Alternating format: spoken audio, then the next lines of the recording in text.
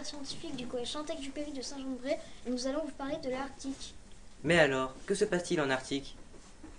Les glaciers et la calotte glaciaire du Groenland recouvrent le continent et se forment par accumulation de neige. Dans l'océan Arctique, l'eau de mer qui gèle forme la banquise.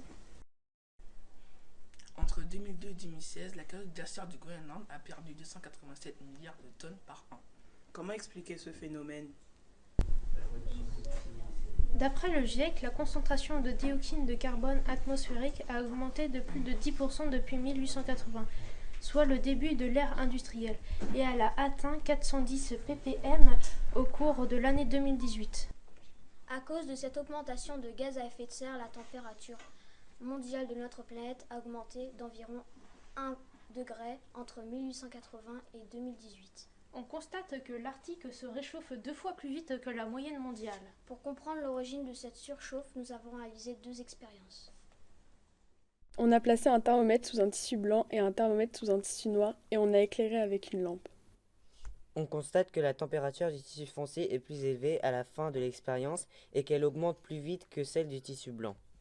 La surface foncée de l'océan qui apparaît absorbe davantage d'énergie, ce qui accentue son réchauffement et la fonte de la banquise. Un glaçon brisé en morceaux a fondu plus vite qu'un glaçon entier.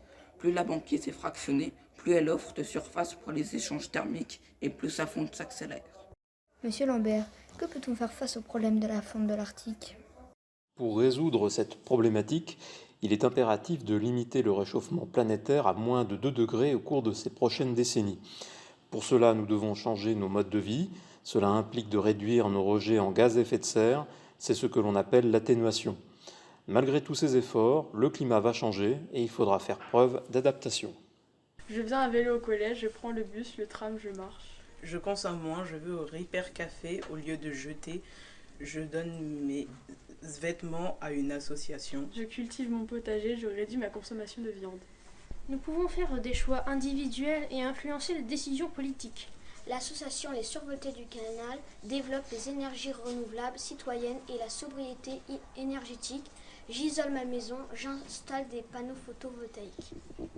Saint-Jean-de-Bray a obtenu un label de territoire engagé pour la nature, pour sa protection de la biodiversité et son programme de plantation d'essences d'hôtes locales qui permettent la création d'îlots de fraîcheur. Une place va être réaménagée avec 2300 mètres carrés d'espace vert, des chênes verts et des charmes communs vont remplacer les êtres.